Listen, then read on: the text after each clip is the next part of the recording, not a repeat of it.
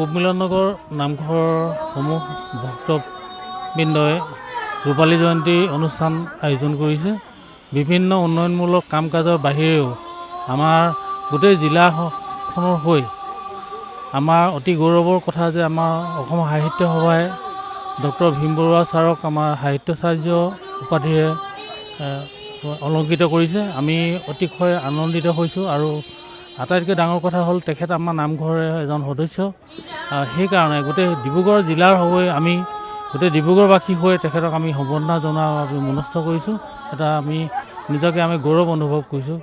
আৰু তাৰোপৰি আমাৰ বিভিন্ন ৰাস্তা পদূলিৰ পৰা আদি কৰি আমি যিখিনি চাফ চিকুণ কৰিব পাৰোঁ নিজে সেইখিনি আমি কৰিছোঁ। নামঘৰ ভাগৰ লগতে প্ৰতি ঘৰৰ মানুহৰ আমি খা খবৰ লৈছোঁ। এটা ভক্তি প্ৰাণৰ এটা পৰিৱেশ এটা গঢ়িবলৈ চেষ্টা কৰিছোঁ। ধন্যবাদ।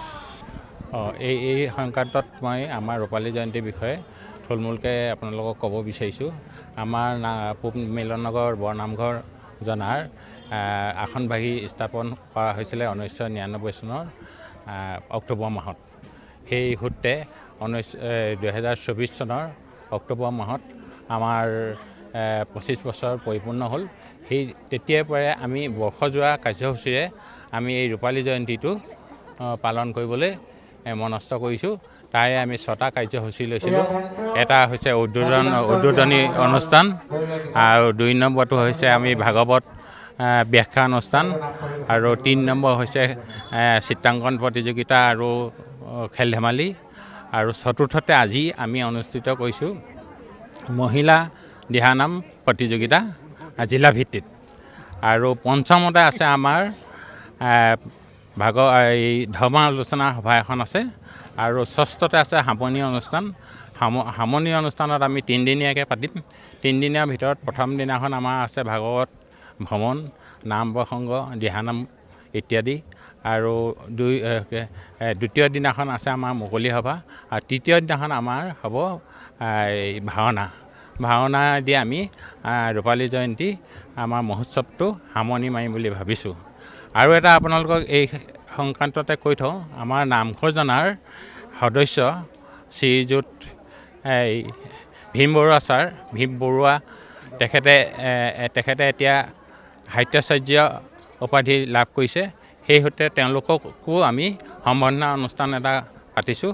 অহা 21 তাৰিখে তেওঁক আমি নামঘৰতে মজিয়াত আমি সম্বৰ্ধনা অনুষ্ঠান দিম। গোটেই ডিব্ৰুগড়বাসী হৈ আমাৰ পূব মিলননগৰ বৰনামঘৰৰ মজিয়াত তেখেতক সম্বৰ্ধনা জনোৱা হ'ব। আজি আমাৰ এই পূব মিলননগৰ বৰনামঘৰৰ ৰূপালী জয়ন্তী সংগতি ৰাখি আজি 4ৰ্থ কাৰ্যসূচী হিচাপে আমাৰ দিহানাম প্ৰতিযোগিতা ইয়াতে আৰম্ভ কৰা হৈছে। এতিয়ালৈকে প্ৰায় 8-10টা দলে অংশগ্ৰহণ কৰিছে, আৰু যিখিনি অংশগ্ৰহণ কৰিছে সেইখিনিলৈ আমি শুভেচ্ছা থাকিল। ভৱিষ্যতে যাতে এনেকৈয়ে তেওঁলোকে আমাৰ ইয়াত আহি সহযোগ কৰে তাৰে কামনা কৰি আশীৰ্বাদ প্ৰদান কৰিব। মানে অত্যাধুনিক চিকিৎসা পদ্ধতি আৰু কাৰিকৰী কৌশলেৰে সমৃদ্ধ হৈ ৰাইজৰ সেৱাত মুকলি হ'ল JNSM পলিক্লিনিক কাম diagnostic centre and multi speciality hospital. Paramedical প্ৰশিক্ষণৰ ব্যৱস্থাও উপলব্ধ। আমাৰ ঠিকনা ৱাৰ্ড নং 4 কৰিম চক মঙলদৈ দৰং অসম। আমাৰ যোগাযোগৰ নম্বৰ 6001887100 অথবা 6003048093।